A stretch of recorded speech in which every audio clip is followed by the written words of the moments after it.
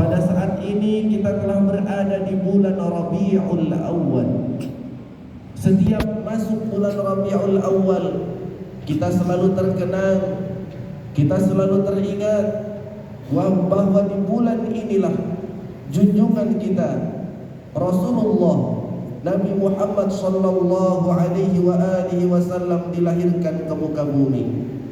Beliau diutus oleh Allah Subhanahu wa taala untuk membawa risalah, membawa agama yang hak di tengah-tengah umat yang pada waktu itu sedang berada di dalam kegelapan, di tengah-tengah umat yang pada waktu itu berada dalam kejahiliahan atau kebodohan. Maka Allah Subhanahu wa taala mengutus beliau yang tujuannya adalah untuk membawa agama yang hak, untuk membawa agama yang benar, menyelamatkan manusia daripada kemusyrikan, menyelamatkan manusia dari perbuatan syirik. Hal ini ditegaskan oleh Allah Subhanahu wa taala dalam surah As-Saff ayat 9. A'udzu billahi minasy syaithanir rajim. Huwallazi arsala rasulahu bil huda wa dinil haqqi liyudhhirahu 'alad dini kullih walau karihal musyrikun. Dan dialah Allah yang telah mengutus rasulnya dengan membawa petunjuk dan agama yang benar, agama yang hak, untuk dimenangkan dari seluruh agama walaupun orang-orang musyrik membencinya. Bahwasanya Allah Subhanahu wa taala mengutus Rasulullah Nabi Muhammad sallallahu alaihi wasallam dengan membawa agama yang hak, agama yang benar. Apa yang dimaksud dengan agama yang benar ini? Yang dimaksud adalah tauhid. Yang dimaksud agama yang benar ini adalah mengesahkan Allah. Kita semua tahu bahwa masa itu kaum kafir Quraisy menyembah berhala, menyembah patung-patung. Mereka tidak menyembah Allah Subhanahu wa taala. Mereka berada dalam kejahiliahan.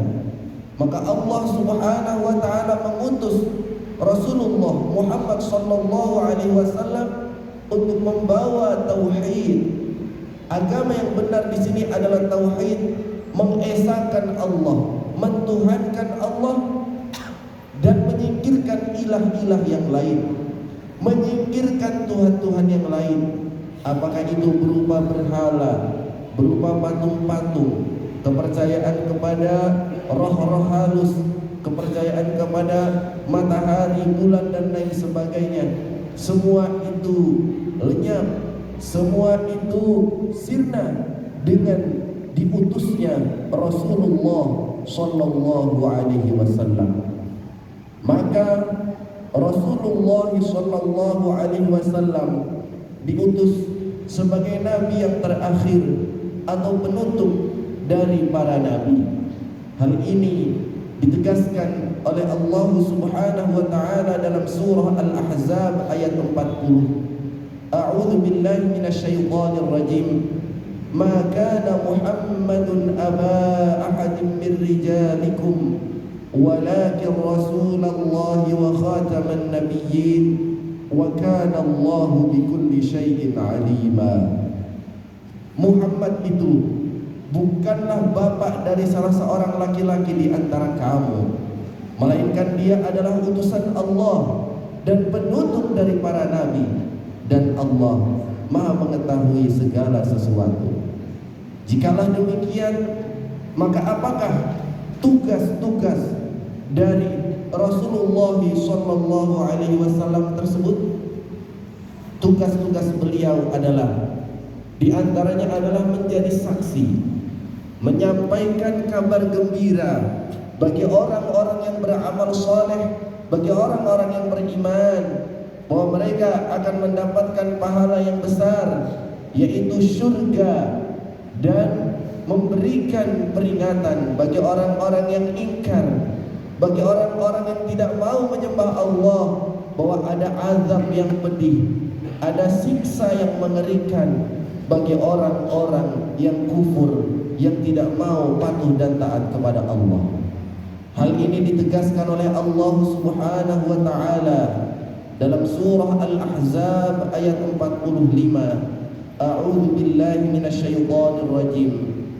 Ya ayyuhan nabiyyu inna arsalnaka syahidan wa mubasysyiran wa nadhira wa da'iyan ila Allah bi'idhnihi wa sirajan munira wa basyiril mu'minina bi anna lahum minallahi fadlan kabira ولا تطع الكافرين والمنافقين ودع أذاهم وتوكل على الله وكفى بالله وكيلا.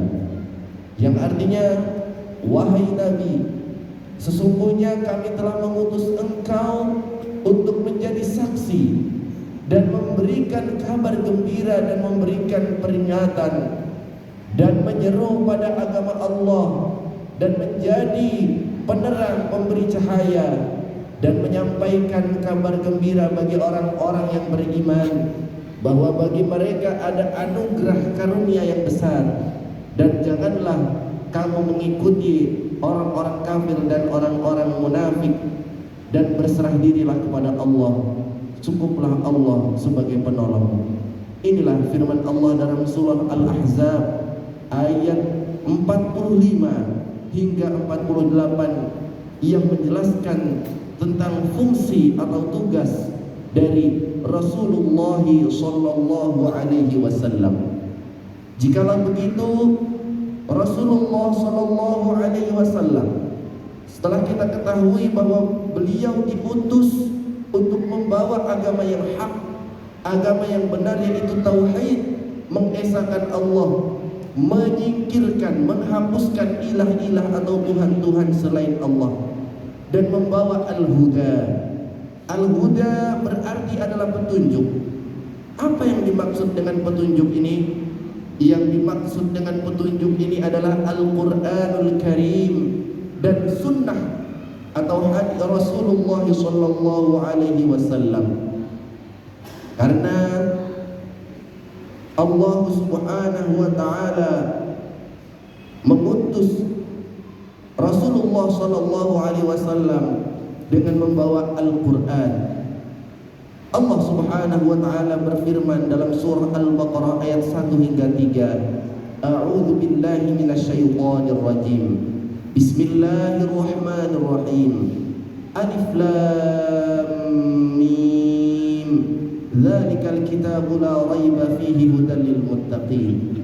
Alif Lam Mim. Inilah kitab Al-Qur'an yang tidak ada keraguan-raguan di dalamnya, petunjuk bagi orang-orang yang bertakwa. Berarti yang dimaksud dengan Al-Huda atau petunjuk ini adalah Al-Quranul Karim sebagai wahyu Allah yang diberikan kepada Rasulullah sallallahu alaihi wasallam. Dan kemudian yang dimaksud dengan Al-Huda selain Al-Quran ini juga adalah dijelaskan atau diterangkan dengan sunnah-sunnah yang dilakukan oleh Rasulullah sallallahu alaihi wasallam, baik itu berupa perkataan beliau, baik itu berupa perbuatan beliau, atau mungkin apa yang dilakukan oleh sahabat-sahabatnya dan beliau menyetujuinya. Sebagaimana hadis yang diriwayatkan oleh Imam Bukhari, taraktu fikum amrayn ma in tamassaktum bihima lan tadillu ba'di abada, kitaballahi wa sunnati. Aku tinggalkan kepada kalian dua perkara yang kalian tidak akan tersesat selama-lamanya selama kalian berpegang teguh pada keduanya, yakni kitabullah Al-Quran dan sunnati, sunnah-sunnahku, yakni yang dimaksud adalah sunnah-sunnah Rasulullah sallallahu alaihi wasallam. Jikalau demikian, hendaknya kita sebagai seorang mukmin, sebagai orang yang beriman, hendaknya berupaya untuk mempelajari, memahami dan mengamalkan apa-apa yang termaktub di dalam Al-Quranul Karim, mempelajari, menghayati dan mengamalkan apa-apa yang termaktub dalam sunnah Rasulullah Sallallahu Alaihi Wasallam. Jika kita betul mengaku sebagai umat Rasulullah, jika kita betul-betul mengaku sebagai umatnya Nabi Muhammad Sallallahu Alaihi Wasallam, maka hendaknya dengan momentum peringatan Maulid Nabi ini, dengan momentum kita berada di bulan Rabiul Awal, mari kita kembali kepada Al-Quran dan As-Sunnah dengan mempelajarinya, gemar membacanya, berusaha untuk merenungi makna yang terkandung di dalamnya, dan berupaya untuk mengamalkannya di dalam kehidupan kita sehari-hari. Karena jika kita ingin menjadi hamba Allah yang taat, jika kita ingin menjadi hamba Allah yang patuh kepada Allah, maka tidak ada lain yang harus kita taati, yang harus kita ikuti, dan yang harus kita suri tauladani adalah Rasulullah Sallallahu Alaihi Wasallam. Sebagaimana yang difirmankan Allah Subhanahu Wa Taala dalam surah Ali Imran ayat 31. A'udzu billahi minasyaitonir rajim. Qul in kuntum tuhibbunallaha fattabi'uni yuhibbukumullah wa yaghfir lakum dzunubakum wallahu ghafurur rahim.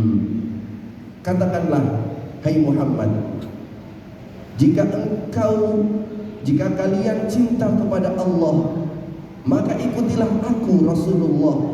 Niscaya Allah akan mencintai kalian dan akan menghapuskan dosa-dosa kalian, dan Allah Maha Pengampun lagi Maha Penyayang. Dan pada ayat 32-nya dilanjutkan, qul athi'ullaha war rasul fa in tawallaw fa innallaha la yuhibbul kafirin. Katakanlah, hai Muhammad, taatilah Allah dan Rasulnya, dan jika kalian berpaling, sesungguhnya Allah tidak menyukai orang-orang yang berbuat kafir. Berarti jika kita ingin menjadi hamba Allah yang benar, jika kita ingin menjadi hamba Allah yang baik, yang taat, hendaknya kita berusaha untuk mengikuti sunnah-sunnah atau apapun yang diajarkan, yang dilakukan, yang dikatakan oleh Rasulullah Sallallahu Alaihi Wasallam.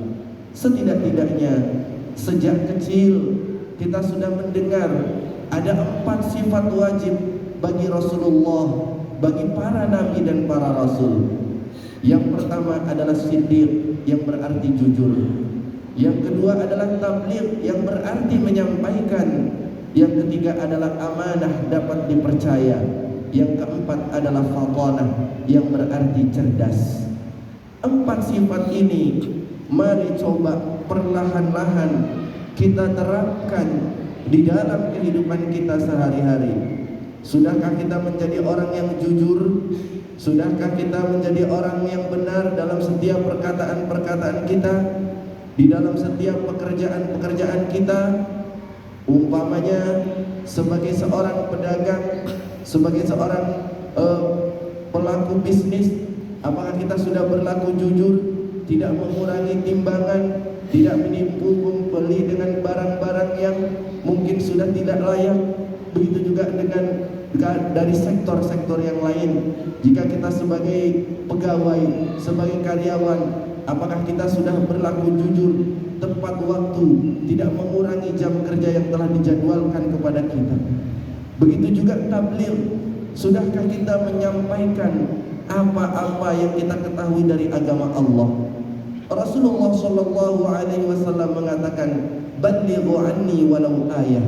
Sampaikan dari aku walau hanya 1 ayat. Di sini hendaknya sebagai seorang muslim mempunyai sifat tabligh, yaitu kita mengajak orang lain untuk masuk, untuk mentaati agama Allah, mentaati perintah-perintah Allah. Sekurang-kurangnya kita mengajak diri kita sendiri, kemudian kita ajak keluarga kita, sanak saudara kita, yang menjadi kewajiban kita, anak istri kita, agar mentaati perintah-perintah Allah dan menjauhi semua larangan-larangannya. Kemudian sifat amanah, bahwasanya salah satu ciri-ciri orang yang beriman itu adalah walladzina hum li amanatihim wa ahdihim ra'un. Bahwasanya orang-orang yang beriman itu adalah orang-orang yang menjaga amanat-amanat mereka dan menepati janji-janji mereka. Sudahkah kita orang yang menjadi orang yang amanah apabila diberikan suatu kepercayaan, apabila diberikan suatu jabatan atau yang lain sebagainya? Empukah kita untuk menyampaikan amanah itu, mengemban amanah itu dengan sebagaimana mestinya? Minimal kita menjaga amanah yang ada dalam diri kita, yaitu keturunan kita, anak-anak kita adalah amanah dari Allah yang harus kita bawa, harus kita ajarkan untuk menjadi orang-orang yang beriman dan bertakwa kepadanya. Kemudian fadalah, sudahkah kita berusaha untuk memperdalam berbagai macam ilmu, khususnya ilmu agama yang diwajibkan, agar kita menjadi orang-orang yang cerdas? Sekurang-kurangnya inilah 4 sifat wajib yang dimiliki oleh para nabi dan rasul, yang semestinya berupaya kita untuk menerapkannya di dalam kehidupan kita sehari-hari. Karena itu, marilah dengan momentum peringatan Maulid Nabi Muhammad SAW, kita kembali kepada Al-Quran dan As-Sunnah. Kita berusaha mengamalkan sunnah-sunnah Rasulullah Sallallahu Alaihi Wasallam di dalam kehidupan kita sehari-hari. A'udzu billahi minasyaitonir rajim. Wa dzakir fa inna dzikra tanfa'ul mu'minin wa ma khalaqatul jinna wal insa illa liya'budun. Barakallahu li wa lakum fil Qur'anil 'azim wa